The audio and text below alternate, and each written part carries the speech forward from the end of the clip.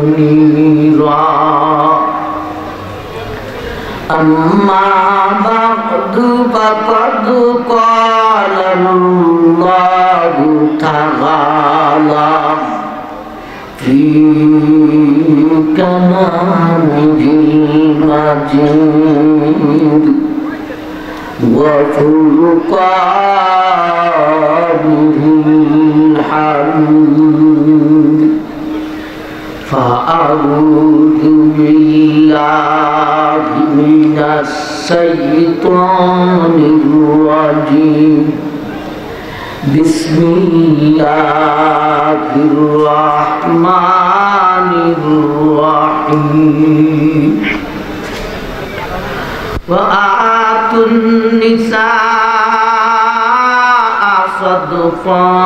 صدقاتهن نحلا فإن تبن لكم عن شيء فكلوه هنيئا مريئا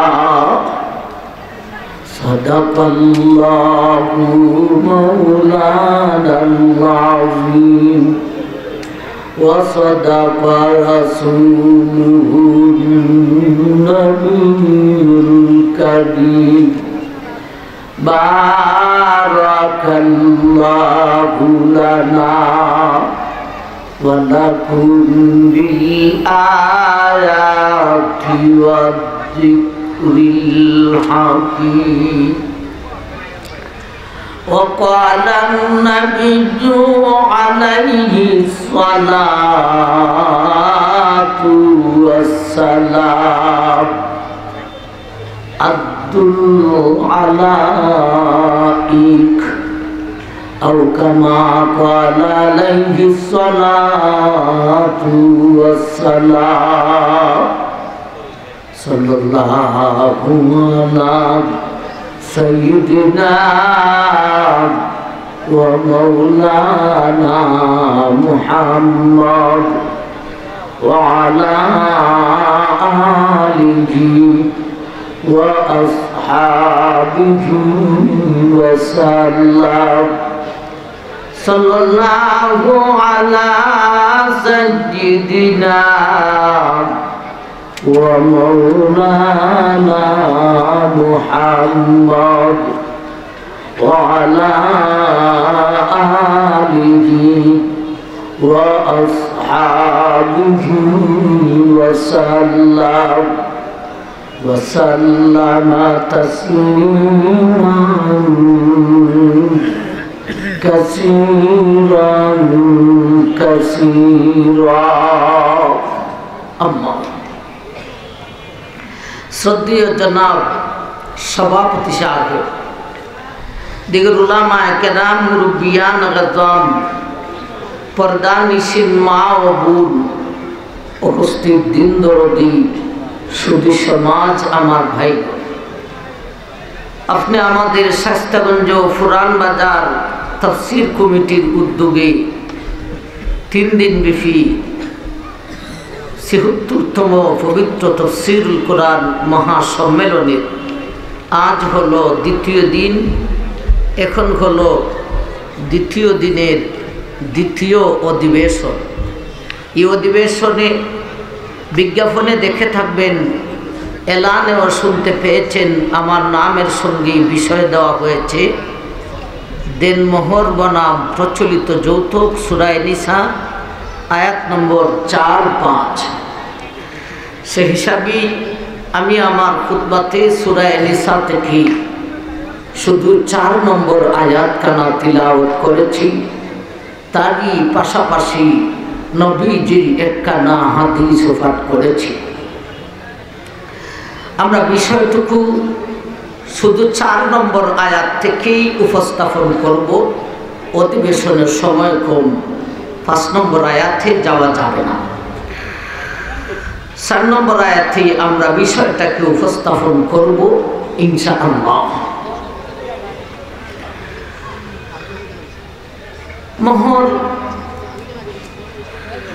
মোহর দেওয়া হলো ওয়াজিব। তো আমাদের দেশে এটা একটা মারাত্মক ধরনের বেদি হইয়া দাঁড়াইছে। বিয়া করে ঠিক মোহর দেয় না, মোহর কাগজও লেখা রাখে। যে যত বড় লোক কাগজের লেখার পরিমাণ হয় ততটুকু। এই কাগজের লেখাটা কাগজের ফুলের মতো হয়ে গেছে, বাস্তবে ফুল নয়। কাগজেই লেখা রাখে, আসলে দেয় না।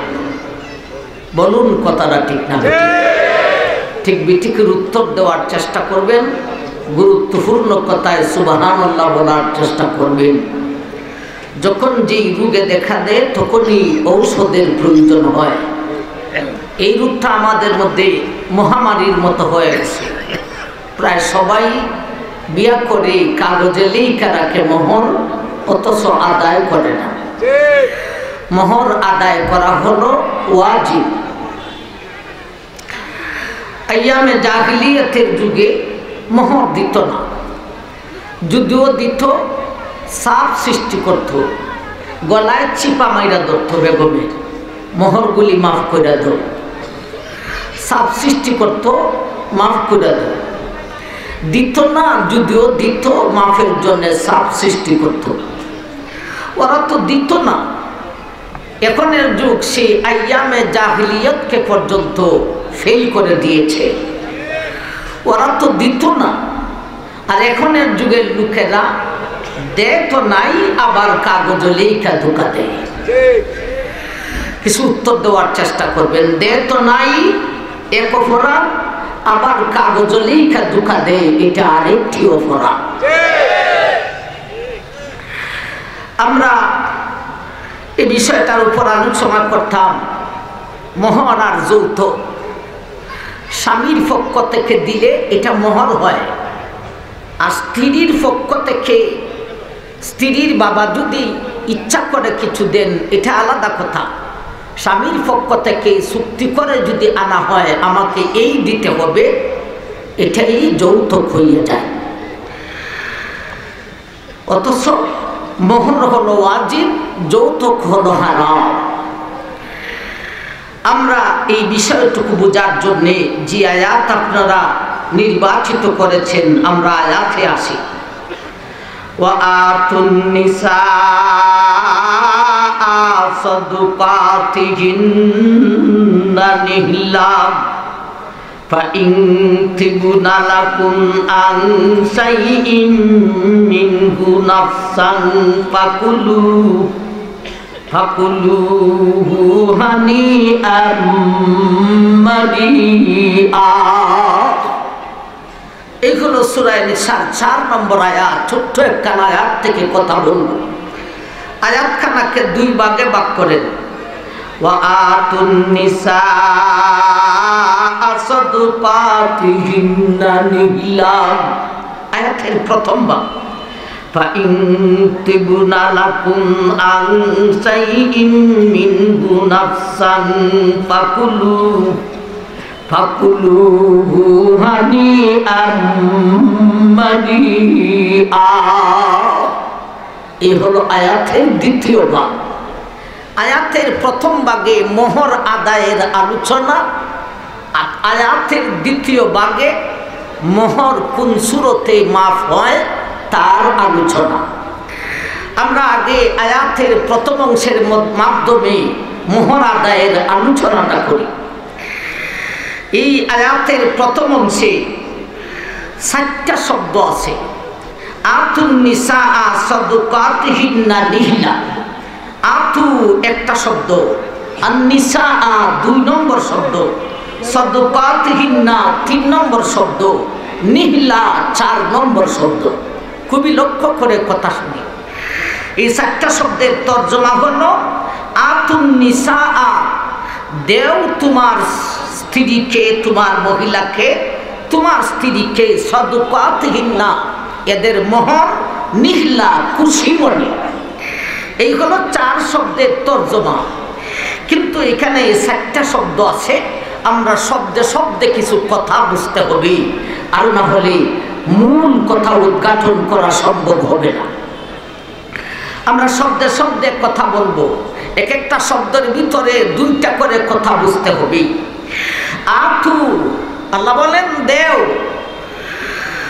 আথু, এ স্বামীর দল, তোমার স্ত্রীর মোহর দাও। আথু, এটা আমর। আল্লাহ বলেন দেও। এই আমর, আল আমরুলিল উজুব, ওয়াজিব, মোহর দেওয়া এখান থেকে আয়াতে বুঝিয়ে দিয়েছেন তোমার স্ত্রীর মোহর দেও। এখন এই আথু শব্দের মধ্যে আমাদেরকে দুইটা কথা বুঝতে হবে। মোহর যে দিবে, এই মোহরের আদায়ের আদেশটা যে আল্লাহ করেছেন, এই আদেশের দ্বারাটা কি? 2 নম্বরে এই আদেশের গুরুত্বটা কি? আদেশের দ্বারাটা কি?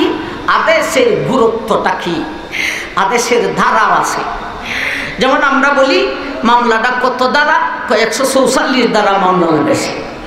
এমনভাবে মানুষের আদেশের যদি ধারা থাকতে পারে, আল্লাহর আদেশেরও ধারা আছে না? আছে না? আল্লাহর আদেশের ধারাই হলো সত্য। আল্লাহর আদেশের ধারা আছে। আল্লাহ যে আদেশ করেছেন মোহর দেও, এই আদেশের দ্বারাটা কি? ভাই, শরীয়তে আদেশের দ্বারা হলো 3টা। এই 3টা দ্বারা আগে আমাদেরকে বুঝতে হবে, এরপরে এখানে কোন দ্বারা মুরাদ তা বুঝতে হবে। আদেশের, আল্লাহর আদেশের 3টা দ্বারা আছে। একটার নাম হলো বিল আয়ান, একটার নাম হলো বিল কুওয়া, আরেকটার নাম হলো বিল মুনাফা। আল্লাহর আদেশের 3টা, আল্লাহর আদেশের 3টা দ্বারা আছে। এই 3টা দ্বারা থেকে এখানে যে আদেশ করেছেন আথু, মোহর দেও, কোন দ্বারাটা মুরাদ? আগে এই দ্বারাটি একটু বোঝার চেষ্টা করি। বিল আয়ান মানে যখন তখন, যেমন নামাজের আদেশ, নামাজের ওয়াক্ত যখন হয়েছে নামাজ তখনই আদায় করো। রমজানের মাস আসছে, রোজা রাখো, এটা হলো যখন তখন। বিল আয়ানের মতলবই হলো যখন তখন। আরেকটা দ্বারা হলো বিল কুওয়া। বিল কুওয়ার মতলব হলো যখন তখন লাগবে না।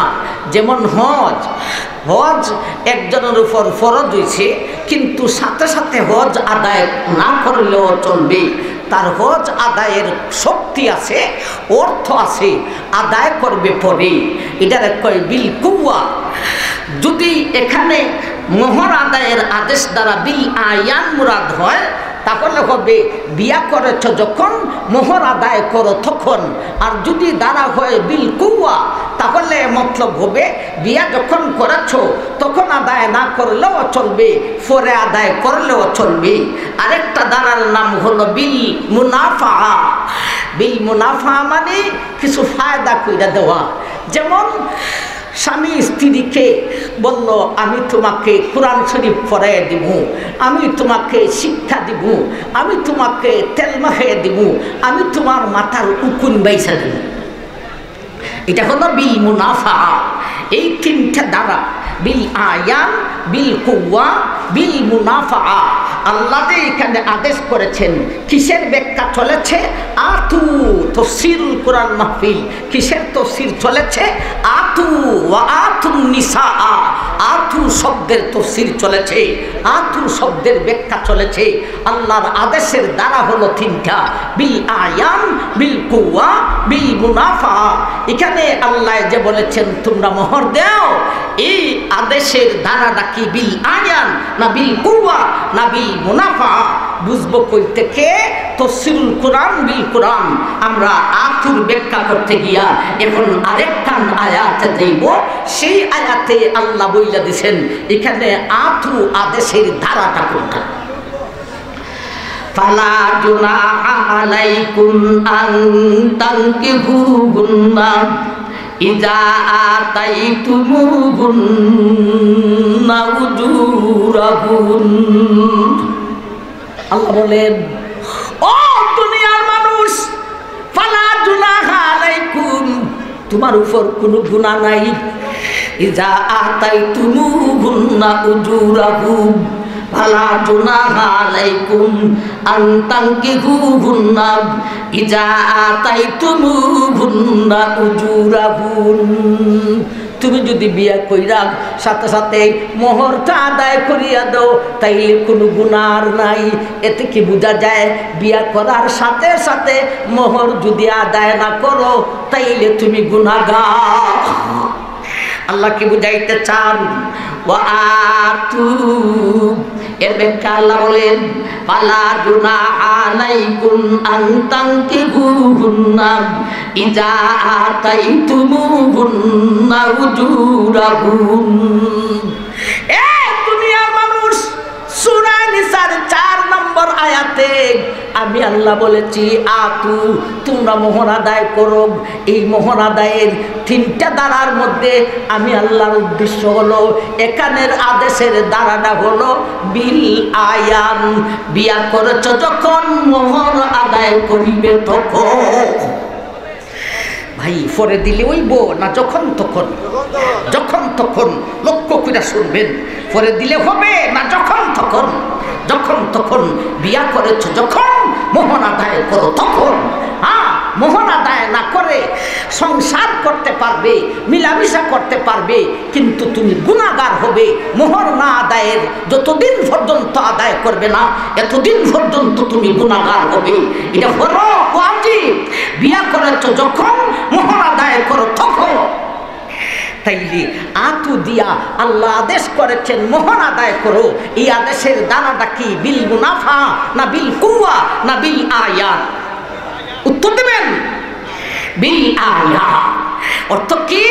পরে দিলে হবে না, মোহরের বদলা কিছু উপকার করে দিব তাও হবে না, পরে মোহর দিব তাও হবে না। যখন বিয়া করেছ মোহর তখনই দিতে হবে। আল্লাহ যখন আদমকে সৃষ্টি করে বেহেশতের মধ্যে ঠিকানা দিলেন, আমার ভাই আদম বেহেশতের সব সুখ পাইছেন, একটা ভান নাই। বেহেশতে মরণের আগে কেউ যাইতে পারবে না। যদি যায়ও বেহেশতের সব কিছু পাইলেও একটা নিয়ামত পাবে না। যেমন আমাদের আদি বাবা মরণের আগে জান্নাতে গিয়েছিলেন, জান্নাতের সব পাইছেন, কিন্তু জান্নাতের একটা নিয়ামত ফান নাই। এটা কোনটা? বেডি ফান নাই, বেগম ফান নাই। আদমের অশান্তি শুরু হইল। ইস ভালো লাগে না, ইস ভালো লাগে না। আল্লাহ তো বুঝেন কেন ভালো লাগে না রে আদম, তোমাকে বিয়া করাইতে হইব। বিয়া যে করাইতাম বউ হইতাম কই? আমার ভাই আদমকে গুণ পাতাইয়া আদমের বাঁকা একটা হাত দিয়া রূপসী সুন্দরী রূপসী আদি মা হাওয়াকে আদমের পাশে বসাইয়া আদমের ঘুম বাগাইলেন। ঘুম বালতি দেখে যার জন্যে সারা জান্নাতে ঘুরে বেড়ায় পায় না এমন মহিলা দিয়ে আমার হাতের নাগালে বসা। আদম তো আর বিধান জানেন না, প্রথম মানব। তিনি হাত বাড়ানো শুরু করছেন, হাত দিয়ে দৌড়ে ফেলাইবেন। আল্লাহ বলেন আদম কোথায় হাত বাড়াচ্ছ? আল্লাহ মহিলা পাইছি দৌড়ি। আল্লাহ বলেন মহিলা ফাইলি দৌড়লেও যায় না। এ আদম, মহিলা ফাইলি ধরা যায় না, বিধান আছে। কি কোন আপনারা? মহিলা ফাইলি ধরন যায় না, বিধান আছে? বিধান আছে। আদম বলেন আল্লাহ বিধানটা কি? আদম বিয়া করতে হইব। আল্লাহ বিয়া কেমনে করে? আগে জিজ্ঞাসা করো। তাই বিয়া বসতে রাজি নেই। আবার তুমি বিয়া বসবা? তিনিও রাজি, খালি রাজি না ফালেতি না। আমার ভাই আল্লাহ বলেন তাই তো। আদম বলেন আল্লাহ তাই তো রাজি। তাইলে তাই ইজিন দিবে, তুমি কবুল হইবে, আর আমি আল্লাহ নিজে সাক্ষী রইলাম। বিয়া হয়ে গেছে, এখন তো হাত লাগাই দিব। এখন আদম হাত বাড়ানো শুরু করছেন। আল্লাহ বলেন হে আদম এখন কোথায় হাত বাড়াইতেছো? আল্লাহ বিয়া তো করছি, এখন হাত লাগাই দিব। বলে না, আরেকটা কাজ বাকি রয়েছে। ও গো আল্লাহ, এটা আবার কোনটা? এটা হলো তোমার বেগমের মোহর আদায় করিতে হইল। তাইলে মোহর আদায় পরে করলে চলবে না যখন তখন? আল্লাহ যে আদেশ করেছেন, আদেশের দ্বারাটা কি? বিল কুওয়া না বিল মুনাফা না বিল আয়ান? যখন তখন। বিয়া করেছ যখন মোহর আদায় করিতে হবে তখন। এগুলি আমার পকেটের কথা না। শুধু তাফসীর আয়োজন করলেই চলবে না, তাফসীর শুনলেই চলবে না, বরঞ্চ প্রত্যেকটা কথার উপর আমল করার চেষ্টা করতে হবে। এই সমস্ত রূপ আমাদের থেকে দূর করতে হবে। কাগজে লেখা রাখে ধোঁকা দেওয়া এই সমস্তকে বন্ধ করে বিয়া করেছ যখন মোহর আদায় করো তখন। এটা হলো আতুর। একটা কথা শুনলাম, আতু থেকে আল্লাহর আদেশের দ্বারা নাকি। এখন আসেন আল্লাহর আদেশের গুরুত্বটা কি। আল্লাহ যে আদেশ করেছেন মোহর দিতে হবে, এই আদেশের গুরুত্ব কতটুকু আমরা আরেকখান আয়াতে যাইব। আতুর ব্যাখ্যা বুঝতে গিয়া আমরা আরো দুইটা আয়াতে গেলাম। একটা আয়াতে গেছি গিয়া বুঝলাম কি আদেশের দ্বারা না কোনো বিল আয়ান, যখন তখন। এখন এই আদেশের গুরুত্ব কতটুকু তা বুঝতে গিয়া আরেকখান আয়াতে আমরা যাই। আল্লাহর এক আয়াতে বলে فَإِن طَلَّقْتُمُوهُنَّ مِن قَبْلِ أَن تَمَسُّوهُنَّ وَقَدْ فَرَضْتُمْ لَهُنَّ فَرِيضَةً فَنِصْفُ مَا فَرَضْتُمْ। আল্লাহ বলেন, ও দুনিয়ার মানুষ, আমি যে সূরা নিসার 4 নম্বর আয়াতে বলেছি মোহর আদায় করতে হবে, আমি আল্লাহ যে আদেশ করেছি, আমার আদেশের গুরুত্ব কতটুকু জানো নি রে? তুমি যদি বিয়া করার পরে বেগমের গায়ে হাত লাগাও নাই, অথচ তালাক দিয়ে দিয়েছ, বেগমের গায়ে হাত লাগাও নাই, তালাক দিয়ে দিয়েছ, তথাপিও মোহর যা নির্ধারণ করেছিলে এর অর্ধেক দিয়া দিতে হইব। এখন বুঝেন মোহর আদায়ের গুরুত্ব আসেনি? আরো জোরে বলেন, মোহর আদায়ের গুরুত্ব আসেনি? কতটুকু গুরুত্ব? বেগমের গায়ে হাত লাগায় নাই, বিয়ার আসল খামই বাকি দিছে, হাত লাগায় নাই, লেখছিলায় শোকে শোকে বড় লোকের ঠেনাস 10 লক্ষ, এখন বেডিরে 5 লক্ষ। এখন 5 লক্ষ দিলাম লাগবো, হাত না লাগাইলেও তালাক দিলাই সব 5 লক্ষ টাকা আদায় করো। এই আদেশের গুরুত্ব কতটুকু তো ফতুয়ায় রহিমিয়ায় লিখেছেন। কেন বুঝাইতাম, এই বিষয়গুলি বড় জটিল বিষয়, এই বিষয়গুলো বোঝানিও বড় একটু কঠিন ব্যাপার। এটা বুড়া মানুষরে দিলে সুবিধা হয়, তবে আমরাও তো বুড়ার হাসাহাসি হয়ে গেছি। আমার ভাই জান, আল্লাহু আকবার। এক স্বামী আর স্ত্রী, স্ত্রী অন্য লোকের সাথে লিপ্ত হয়ে গেছে গোপনীয় কাজে, স্বামী যে দেখে লেগেছে। ফতুয়ায় রহিমিয়ায় লেখছেন, স্বামী দেখা গুসা উদার কথা নেই, না কথা না, সামান্য গুসা না মারাত্মক গুসা? মারাত্মক গুসা। গুসার সুদে হয় তোরে 1 তালাক 2 তালাক 3 তালাক দিলাম, গুসার সুদে 3 তালাক মেরে দিছে। তালাক যে দিছে স্বামীর দোষে না স্ত্রীর দোষে? স্ত্রীর দোষে। ফতুয়ায় রহিমিয়ায় লেখেন, ও দুনিয়ার মানুষ, যদিও স্ত্রীর দোষে তালাক দিয়েছে রে, তথাপিও মোহর ঠিকই আদায় করিতে হইব। মোহরটা ঠিকই দেওয়া লাগবো। যদিও স্ত্রীর দোষে তালাক দিয়েছ, তথাপিও তার মোহর যা লেখছিলায় কাগজে ফুলটা আদায় করিয়া দিতে হইব। এই হলো আথু। আথু থেকে দুইটা কথা আমরা বুঝলাম। আল্লাহ যে আদেশ করেছেন মোহর দেও, এই আদেশের দ্বারাটা কি, এই আদেশের গুরুত্বটা কি? এই আদেশের দ্বারাটার নাম হলো বিল আয়ান, বলতে যখন তখন বিয়া করেছ, যখন মোহর আদায় করিতে হবে তখন। এই আদেশের গুরুত্ব কতটুকু? বেগমের গায়ে হাতও লাগায় নাই, এর আগেই যদি তালাক দিয়ে দাও তথাপিও অর্ধেক মোহর আদায় করতে হবে। যদিও বেগমের দোষেই তালাক দেও, তথাপিও তার মোহর ঠিকই আদায় করিয়া দিতে হবে। একবার কোন সুবহানাল্লাহ। এই কথাগুলি কিসের গেল? আথু। বলেন না, এই কথাগুলি কিসের গেল? আথু। আথু একটা শব্দ, এই শব্দের ভিতরে এতক্ষণ পর্যন্ত কথা বললাম। এখন আসুন এরপরে শব্দতে যাই। ওয়া আতুন নিসা সাদুকাতিহিন্না নিহলাম فإن تبن لكم عن شيء منه نفسا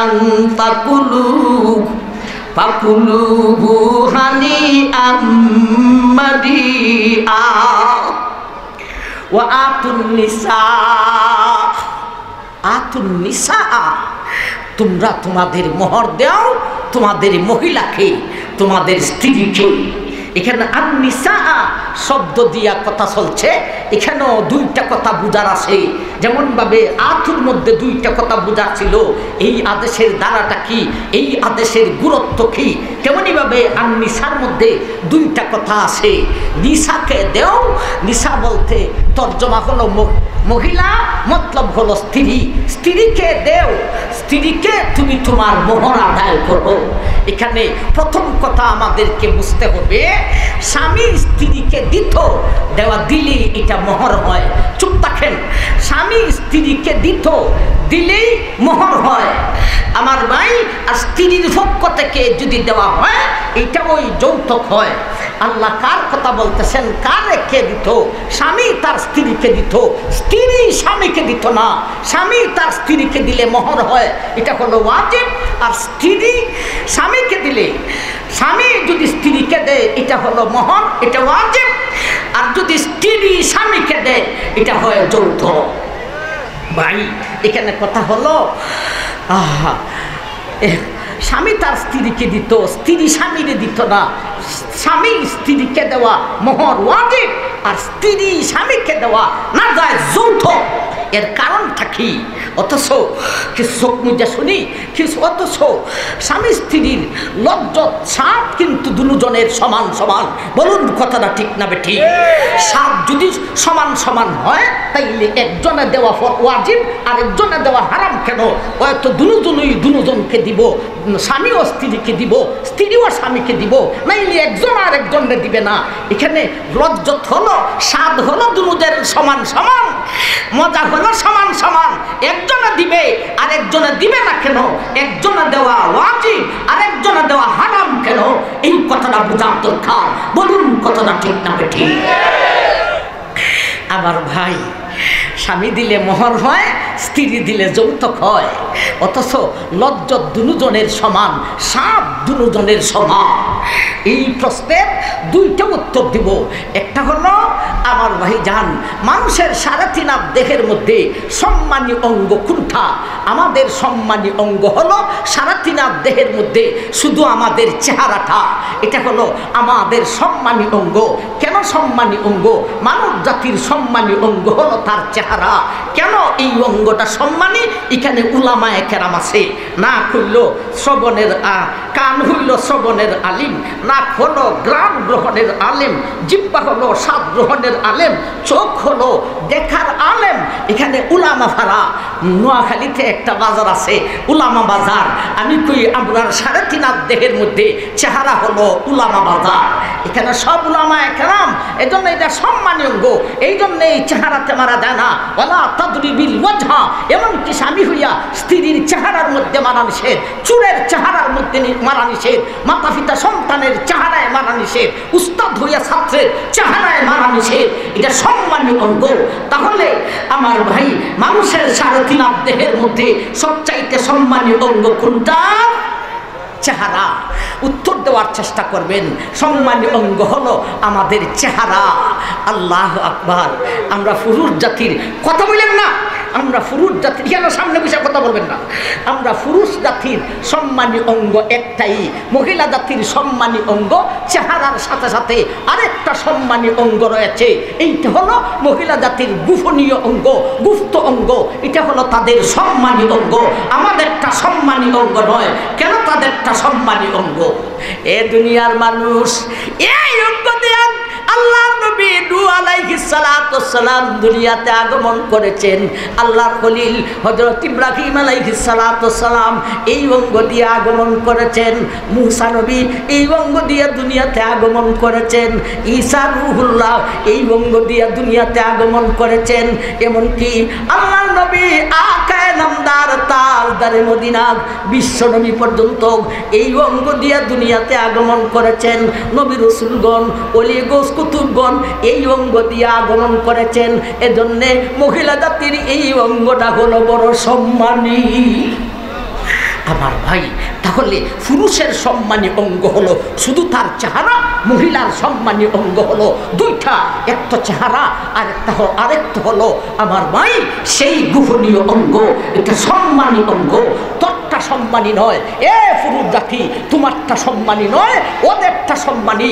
এজন্যে সৃষ্টিগত ভাব দ্বারা আল্লাহ এমনভাবে করেছেন, পুরুষ যদি কাপড় খুলে নেয় সবে তারটা দেখতে পারবে, কিন্তু খুদা না করুক কোনো মহিলা যদি উলঙ্গ হয়ে যায় তারটা এত সহজে দেখা যাবে না। এটা সৃষ্টিগত ভাব দ্বারায় সম্মানী জিনিসকে সম্মানার্থে লুকাইয়া রাখা হয়েছে। সুতরাং ও দুনিয়ার মানুষ, পুরুষ তোমারটা সম্মানী নয়, ওরটা সম্মানী। সম্মানী জিনিস ব্যবহার করতে হলে সম্মাননা দিতে হয়। সম্মানী জিনিস ব্যবহার করতে হলে কিছু দিয়া তাকে ব্যবহার করতে হয়। আপনারা কবেন হুজুর পতিতালয় তো জাজ করে লইতেছেন, বেশাখানা তো জাজ করে লইতেছেন, তাইলে কিছু দিয়াই যদি ব্যবহার করা যায়, আমি টাকা দিয়া ব্যবহার করবো, তাহলে পতিতাদের যাই যদি সব জিনা যাই যদি টাকা দিয়া, নাউজুবিল্লাহি মিন যালিক। এইভাবে দিলে হবে না, কিভাবে দিতে হবে এটা দেওয়ারও একটা সিস্টেম আছে। আল্লাহ রেখায়াতে বলেন মুফসিদিনা গায়রা মুসাফিহিন। ও দুনিয়ার মানুষ, তুমি দেখ মহিলাদের সেই অঙ্গকে ব্যবহার করবে রে, মুহসিন হইয়া করো, মুসফিক হইয়া করিও না। বলতে কিছু দিয়া তাকে ব্যবহার করতে হলে দেওয়ার একটা সিস্টেম আছে রে। দেওয়ার সিস্টেম হলো বিয়ার মাধ্যমে দিতে হবে, আর বিয়ার মাধ্যমে যেটা দে এটার নাম ওই মোহ। শুধু টাকা দিলেই ওই অঙ্গ ব্যবহার করা যাবে না, টাকাটা দেওয়ার একটা সিস্টেম আছে। এটা হলো বিয়ার মাধ্যমে দিতে হবে, আর বিয়ার মাধ্যমে যেটা দে এটা ওই মোহর। মোহর দিয়া সেই অঙ্গকে ব্যবহার করো যে সম্মানী অঙ্গ। এই বেটা তোরটা সম্মানী নয়, তোরটা ব্যবহার করতে সম্মাননা দিতে হবে না। এদেরটা সম্মানী, এদেরটা ব্যবহার করতে হলে সম্মাননা দিতে হবে। একটা কারণ গেল, আরেকটা কারণ আসুন আমার ভাইজান, মহিলায় দেওয়াটা যৌতুক আর পুরুষে দেওয়াটা হলো মোহর। পুরুষ দেওয়া ওয়াজিব, মহিলায় দেওয়া হারাম। এর আরেকটা কারণ হলো আমার ভাইজান, স্বামী স্ত্রী দুজনেরই এই গোপনীয় কাজে এদের লজ্জত আছে, স্বাদ আছে, মজা আছে। কিন্তু মজা মজা পুরুষ তুমি খালি মজাই গ্রহণ করলে, আর এই মহিলা অল্পখানি মজার কারণে সাজা গ্রহণ করতে হয় অনেক লম্বা।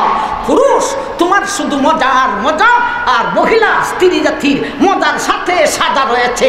বলুন কতটা ঠিক না ঠিক? মজার সাথে সাজা রয়েছে। মজা করছিল 10 মিনিট, মজা করেছিল আধা ঘন্টা, মজা করেছিল 1 ঘন্টা, মজা করেছিল 1 রাত্রি, কিন্তু এর পিছনে সাজা কতটুকু? একটানা 8, 9, 10 মাস পর্যন্ত বাচ্চাকে ফেটে রাখতে হয়েছে। হামালাতহু উম্মুহু ওয়াহনান আলা ওয়াহনিন, হামালাতহু উম্মুহু কুরহান ওয়া ওয়াদাতুহু কুরহান। একটানা 8, 9, 10 মাস পর্যন্ত ফেটে রাখতে হয়েছে। এরপরে ভূমিষ্ঠ করতে গিয়া ফেটে প্রসব ব্যথায় কষ্ট পেয়েছে। এরপরে একটানা 2টা বছর পর্যন্ত বুকের দুধ পান করাইতে হয়েছে। মজা ছিল কতটুক, সাজা হইল কতটুক। তুমি তো খালি মজাই পাইছো, মজা, আর সে মজা পাইছে একটুখানি, সাজা পাইছে অনেকখানি। এই সাজার মাধ্যমে যেই বাচ্চাটা জন্ম দিল, সাজার মাধ্যমে বাচ্চাটা জন্ম দিল। বাচ্চাটা জন্ম দেওয়ার পরে এই বাচ্চাটা কার বংশের হয়েছে? মায়ের বংশের না বাবার বংশের? আরো মজা, বাচ্চাটা জন্ম দেওয়ার পরে এই বাচ্চাটা মায়ের বংশের হয় নাই। মহিলাটা জন্ম দিয়া মা জননী হয়েছে, কথা ঠিক, কিন্তু তার বংশের বাচ্চা জন্ম দিতে পারে নাই। এই বাচ্চাটা হয়েছে, ওরে বেডাং ও স্বামী তোমার বংশের বাচ্চা হয়েছে। এত কষ্ট করলো, কষ্ট হইয়া বাচ্চা জন্ম দিল। বাচ্চাটা বংশ হইল কার? মায়ের বংশের না বাবার বংশের?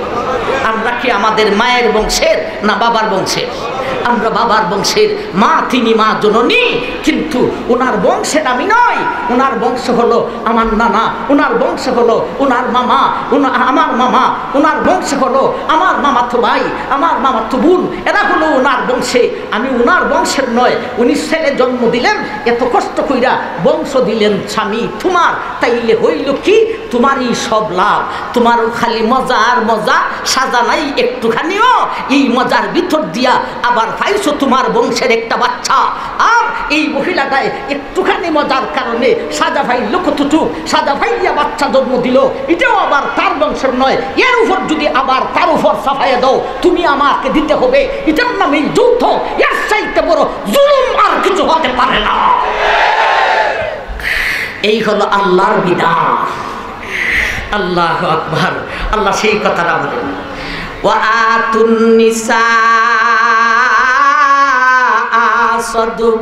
সাদুকাতিহিন্না নিহলা ফাইন তিবুনা লাকুম আন শাইইন মিনহু নাফসান ফাকুলুহু হানিআম মারিআ।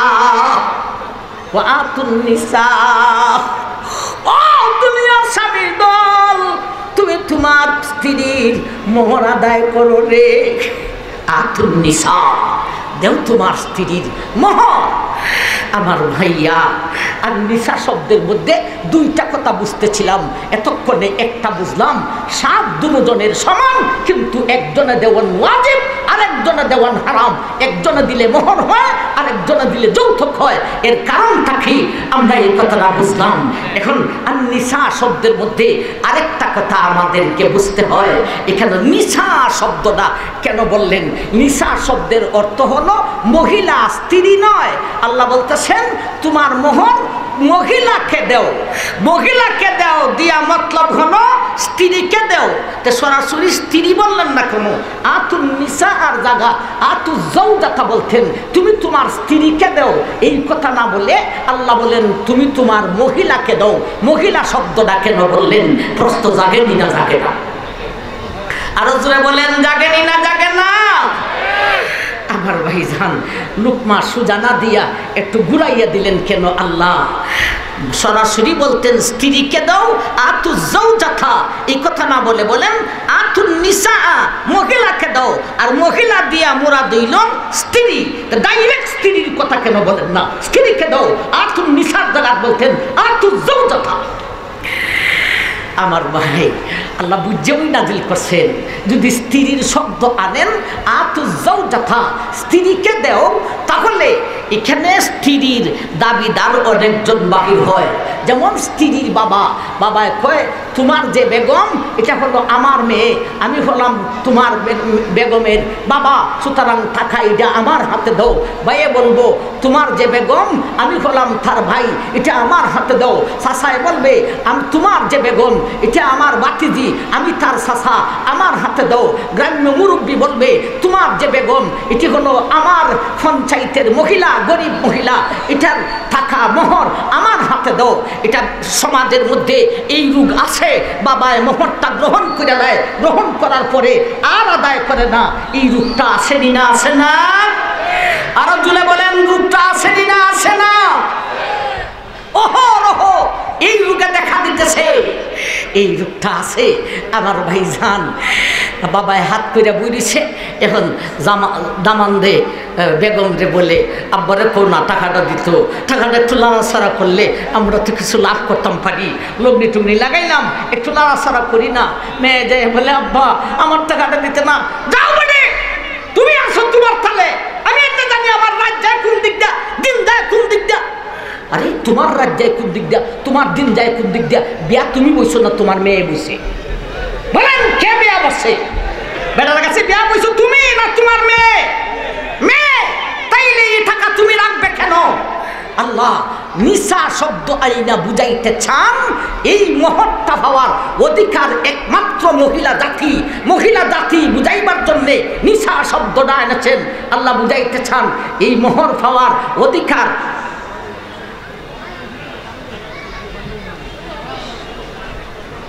একটা ফুকা ফুটছে, ফুকা ফুটে ওইটা সুডাইতে গিয়ে দেখা যায় আঙ্গুলটা ঢুকে গেছে, দেবার কেমন ফুকা। আচ্ছা যাই হোক, আমার ভাইজান, আল্লাহ বুঝাইতে চান এই মোহর পাওয়ার অধিকার একমাত্র কার? মহিলা জাতি। বলেন এই মোহর পাওয়ার অধিকার পুরুষ জাতির নয়, এই মোহর পাওয়ার অধিকার হলো একমাত্র মহিলা জাতি। বলুন কথাটা ঠিক না ঠিক? আল্লাহ সেই কথা বুঝাইতে দিয়া মহিলা শব্দটা আনছেন। সাবধান, কোন পুরুষ এর মধ্যে হস্তক্ষেপ করতে পারবে না। ওয়া আতুন নিসা,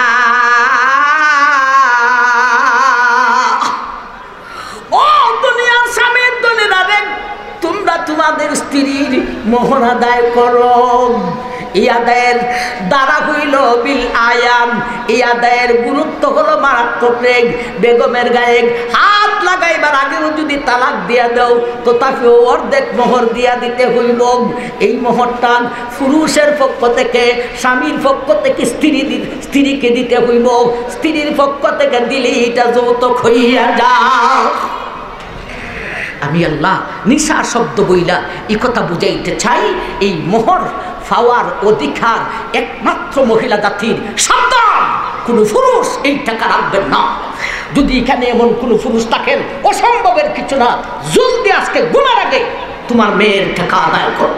এটা তোমার পাওয়ার অধিকার নয়, একদম নিষেধ। আসুন, কটা শব্দ গেল? আতু গেল আর নিশা গেল, কন্যা। কটা শব্দ গেল? দুইটা শব্দ গেল। এখন 3 নম্বর শব্দতে যাই। ওয়া আতুন নিসা সাদুকাতিহিন্না নিহিলাম, সাদুকাতিহিন। এবার আল্লাহ বলেন সাদুকাতিহিন। সাদুকাতিহিন দালের উপরে জজম না ফেস, দালের উপরে সাকিন না ফেস, দালের উপরে ফেস। কথা বুঝছেন? দালের উপরে ফেস না সাকিন? ফেস। সাকিন হইলে কি হইব জানেননি? একলা সাকিনে আর একলা ফেসে কতটুক ব্যবধান হয়। যদি সাকিন হয় তাহলে সাদকাতহীন, অর্থাৎ এ স্বামী, এ স্বামীর দল, তোমার যত ফিতরা, জাকাত, সদকা যা আছে সব তোমার স্ত্রীরে দিলাম। নাউজুবিল্লাহি মিন যালিক। সদকা, খয়রাত, জাকাত এটা স্ত্রীরে দেওয়া যায়নি? দিলে হবে? তাইলে তো একদম সহজেই গেল। জ্ঞানে আমার যত জাকাত আছে, সদকা আছে, ফিতরা আছে, সব স্ত্রীর নামে একটা জায়গা কিনে লইমু। এক সাকিনে আর এক ফেসের কারণে এত ব্যবধান। আল্লাহ বলেন এখানে সাকিন নয়, এখানে হলো ফেস। সাদুকাতহীন, সাদুকাতের অর্থ হলো মোহর। সদকাত সাকিন দিলে অর্থ হইব সদকা, আর দালের উপর ফেস হইলে অর্থ হইব মোহর। তোমার মোহর আদায় করো। এখানেও দুইটা কথা বুঝতাম। একটা কথা হলো মোহর, এটা আরবি শব্দ। আল্লাহ মোহর না কইয়া সাদুকাত শব্দ কেন বললেন? ডাইরেক্ট বলতেন আতুন নিসা মুহুরাহুন্না নিহিলা, এভাবে বলতেন। মোহর আরবি শব্দ, মোহর না বলে সাদুকাত কেন বললেন? ওয়া আতুন নিসা সাদুকাতিহিন। আমি আল্লাহ মহান শব্দ বাদ দিয়া সাদুকাত কেন বলছি রে? আমি আল্লাহ একটা কথা দিয়া অনেক কিছু বুঝাইতে চাই।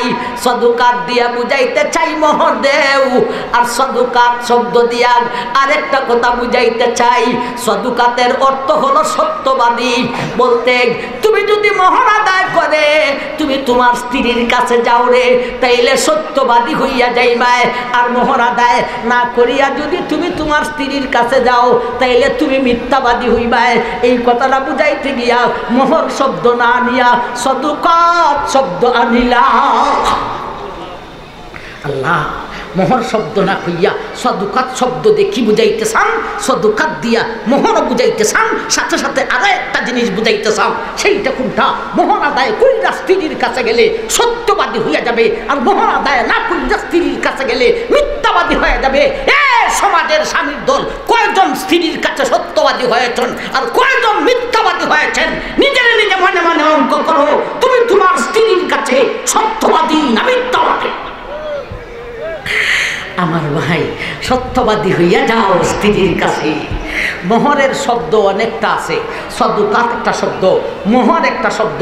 খুতবাতে একটা হাদিস পড়েছিলাম, আল্লাহ রসুল বলেছেন আব্দুল আলাইক, আলাইক একটা শব্দ। আলাইকের অর্থ মোহর, উজুরাহুন না, আরো ফরিজাতুন না, ফরিজাতুন, এগুলি হলো মোহরের শব্দ। এখানে সদকাত শব্দ আনলেন, আইনা মোহরও বুঝাইছেন, সাথে সাথে সেই কথাটা বুঝাইছেন স্ত্রীর কাছে সত্যবাদী হইয়া যাও, আর মোহর আদায় না করে গেলে মিথ্যাবাদী হবে। আপনারা কবেন হুজুর রাখেন, আপনারা তো স্টেজে বসেন, অনেক কথাই বলতে জানেন। হুজুর আমরা যে কাগজে লিখে রাখি এর কারণটা কি জানেন? এটা তো আমরাও বুঝি, কারণটা কি? ওগুলোই বুঝে শক্ত করে। কি করে বলেন না? কি করে? শক্ত করে। 1 লাখ টাকা মোহর দিলাইলে কোন সময় রাগ উঠবো আর আমার মেয়ের তালাক দিলাইব, কোন সময় গুছা উঠে দিব আমার মেয়েকে তালাক মেরা দিব। আর যদি 10 লাখ টাকা কাগজে লিখে দিই হুজুর এই বইতে তালাক দিত না, আমরা শক্ত করি, আর আপনারা এগুলি কি আদৌ করেন? আমরা তো চাই মেয়েটারে শক্ত হইয়া দিতাম। শক্ত কেমনে হয় আর দুর্বল কেমনে হয় এটা তুমি বুঝো না আল্লাহ বুঝে?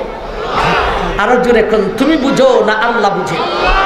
এ আমার ভাইয়া রে, কে কার স্ত্রী হবে, কে কার স্বামী হবে? স্বামী আর স্ত্রী এটা আলমে এটা কুদরতে আজলিতে আল্লাহ লৌহে মাহফুজে লেখা দিয়েছেন কে স্বামী আর কে স্ত্রী হবে। যদি মধ্যে তালাক হয়, তালাকের পরে আবার কে তার স্ত্রী হবে এটাও সেখানে লেখা আছে। তুমি কাগজে লেখা শক্ত করতে হবে না, আমি আল্লাহ লৌহে মাহফুজে লেখিয়া শক্ত করে দিয়েছি। আমি লৌহে মাহফুজে লেখা শক্ত করে দিছি, তুমি কাগজে লেখা শক্ত করতে হবে না। তাই না তো তোর তকদিরের উপর বিশ্বাসই হইল না। সাইরা দিব, তালাক দিলেইব, বই হইতো না আমার মেয়েরে, এজন্য কাগজে লেখা দিই। আরে ওইখানে লেখা আছে তোমার মেয়ে মরণ পর্যন্ত সে তার স্ত্রী হিসাবে থাকবে, নামাজে তালাক দিবে, এটা ওইখানে লেখা আছে। ওইখানে লেখা আছে যেভাবে সেইভাবেই বাস্তবায়ন করব। আমি কই এইভাবে শক্ত হয় না, কাগজে লেখা দিলে শক্ত হয় না, আরো দুর্বল হয়। কেমনে দুর্বল হয়? সমাজে বুঝে শক্ত হয়। আমি কই না না, শক্ত করেছেন আল্লাহ, আরো দুর্বল হয়। দুর্বল হয় কেমনে? স্বামীর কাছে বংশই নিয়েছে, আমাকে যে বিয়ে করেছো টাকা লেখো 10 লাখ, দস্তখত করো। বংশই স্ত্রীও নিয়েছে, শ্বশুরও নিয়েছে, চাচা শ্বশুর নিয়েছে, মামা শ্বশুর নিয়েছে, সম্বন্ধীকে নিয়েছে, শালায় নিয়েছে, সব মিলে আমার থেকে দস্তখত নিয়েছে। এর মতলব কি? আমি দামানকে আমার স্ত্রীও বিশ্বাস করে না, আমার শ্বশুরও বিশ্বাস করে না, আমার চাচা শ্বশুর বিশ্বাস করে না, আমার শ্বশুর বাড়ির মানুষ আমাকে প্রথমবারই বিশ্বাসঘাতকতা করেছে, আমাকে বিশ্বাস করে নাই। ওর মনে দেবী এটা তোমার কাছে আসতে গিয়া আমি 10 লাখের উপর দস্তখত করতে হয়েছে। এটা কি দুর্বল সবল হলো, শক্তিশালী করা হইলো না দুর্বল করা হইল? দুর্বল হয় কেমনে, শক্তিশালী হয় কেমনে? তুমি বুঝো, আমি আল্লাহ শক্ত করে দিয়েছি, তুমি কাগজে লিখা দস্তখত লিয়া শক্ত করতে হবে না। এইভাবে যদি যায় শ্বশুর বাড়ি, তার মনটায় যদি স্মরণ হয়, আর আমরা বাস করে শিখাই দিছি স্মরণ হইবই, বেগম কাছে হইব। এখন তো কত আদর তুমি আর আমি, কিন্তু তোমার কাছে আসতে গিয়া আমারও তো বিশ্বাস করছো না। 10 লাখের উপর দস্তখত লিয়েছে, তোমার বাবায় আমাকে ফাঁস দিছে, তোমার বাবা আমাকে বিশ্বাস করে না, তোমার আত্মীয় স্বজন আমাকে বিশ্বাস করে না। সুতরাং এইভাবে শক্তিশালী হয় না, এইভাবে জিনিসটা আরো দুর্বল হইয়া যায়। এই হলো সদকাতহিন্নার মধ্যে 1 নম্বর কথা। আল্লাহ মোহর শব্দ না বলে সদকাত শব্দ কেন বললেন? 2 নম্বর কথা, মোহর কতটুক দিতে হবে? নিম্ন স্তরের মোহরের পরিমাণ আছে। লা মাহরা আকাল্লা মিন আশারাতি দারাহিমা, 10 দিরহমের নিচে মোহর হতে পারে না। 10 দিরহম দিতে হবে। নিচের পক্ষে মোহর হলো 10 দিরহম। হুজুর 10 দিরহম আমরা কেমনে বুঝতাম? ফোনে 3 বড়ি রুফার মূল্য যত, 10 দিরহমে ফোনে 3 বড়ি মূল্য নবীর যুগে কিনা যাইত। সুতরাং ফোনে 3 বড়ি রুফার মূল্য যতটুক হবে এটাই 10 দিরহম, এটাই দিয়েই মহিলাকে বিয়া করা যাবে। এটা হলো বিহার এই মোহরের একেবারে নিম্ন স্তরের মোহর। এটা হাদিস থেকে বললাম। আল্লাহ রাসূল বলছেন লা মাহরা আকাল্লা মিন আশারাতি দারাহিমা। এমনি ভাবে কিয়াস তাকে বলেছেন আস-সারিকু ওয়াস-সারিকাতু ফাক্তাউ আইদিয়াহুমা জাযাআম বিমা কাসাবা নাকালাম মিনাল্লাহ। চোরাই যদি চুরি করে, সুন্নি যদি চুরি করে, ওর হাত কাটিয়া দাও। কত টাকা চুরি করলে? নিচের পক্ষে 10 দিরহাম হইতে হইব। 10 দিরহাম পর্যন্ত একটা অঙ্গকে নষ্ট করা যায়। সুতরাং সেই অঙ্গকে ব্যবহার করতে হলে নিচের পক্ষে 10 দিরহাম দিতে হবে। এই হলো উপরের পরিমাণ কতটুক? উপরের কোনো পরিমাণ নেই। একবার হযরত উমর বলেছিলেন লা তাজিদু মুহুরান নিসা আলা 40 আউকিয়া। 4 আউকিয়ার উপরে মোহর দেওয়া যাবে না। সাথে সাথে এক মহিলায় দুইটা ফলাইছে। ওয়া আতাইতুম ইহদাহুন্না কিনতারা। আয়াতের মধ্যে আছে মহিলায় গুণ ধরেছে কার? হযরত উমর রাদিয়াল্লাহু তাআলা আনহু। উমর তুমি আপনি যে বললেন, আল্লাহ তো বলছেন কিনতারা, যাও ভাড়া দাও, যাও ভাড়া দাও, এর কোনো উপরের কোনো সীমা নেই। হযরত উমর বলেন আমি ভুল করেছি, মহিলায় শুদ্ধ করেছে। ভুল হয়েছে যেখানে, এখানে বাহাদুরি করার কোনো কারণ নেই। শিক্ষা দিয়েছেন উমর, মহিলায় আমার ভুল যেটা ধরেছে সঠিক ভুল ধরেছে। এখন আসুন নিহলা শব্দ যেই শেষ করে দিল। ওয়াতুন নিসা সাদকাতিহিন্না নিহলা। খুশি মনে মোহর আদায় করো। এখানে আলোচনা হলো মোহর আদায় করলে লাভটা কি হবে, না করলে ক্ষতিটা কি হবে। মোহর আদায় করলে লাভটা কি হবে? আমার ভাই, 1 নম্বরে এই স্বামী স্ত্রীর মধ্যে দুনিয়ার জগতে দ্বন্দ্বয় দেখা দিবে না, ঝগড়ায় দেখা দিবে না। এবং যেই সন্তানটা হবে, এই সন্তানদের মধ্যে এক জাতীয় নূর হয় এদের চেহারায়, এবং এই সন্তানরা মুআদ্দব হয়। এবং পরকালে এরা দুজন যদি জান্নাতি হতে পারে, পরকালেও এদেরকে স্বামী স্ত্রী করিয়া জান্নাতে ঠিকানা দেওয়া হইব। এই হলো মোহর আদায়ের লাভটা কি। মোহর আদায় না করলে ক্ষতিটা কি? আমার ভাইজান, যেই সংসারে মোহর আদায় করে না, এই সংসারে সুখ আসে না, খালি ঝগড়া ফাসাদ হয়, বাচ্চাদের চেহারায় নূর হয় না, বাচ্চারা মুআদ্দব হয়। আর পরকালে কি হবে? এই কথাটা বইলেই শেষ করে নিতাম। পরকালে কি হবে আমার ভাই? আপনি যে কাগজে লিখে রাখছেন, এই কাগজে লেখা 10 লক্ষ দেন নাই হাসরের মাঠে। মহিলা আপনার বেগম, যে আপনার খাতার তলের মানুষ, এত আপন দুনিয়াতে কেউ নেই। এই খাতার তলের মানুষটাই যায় বলবে সাহ 10 লক্ষ যে লিখেছিলেন এটা আমার দেন। কই থেকে দিবেন? 10 লাখ কই পাবেন? ফাইলেও সেখানে টাকার লেনদেন হয় না।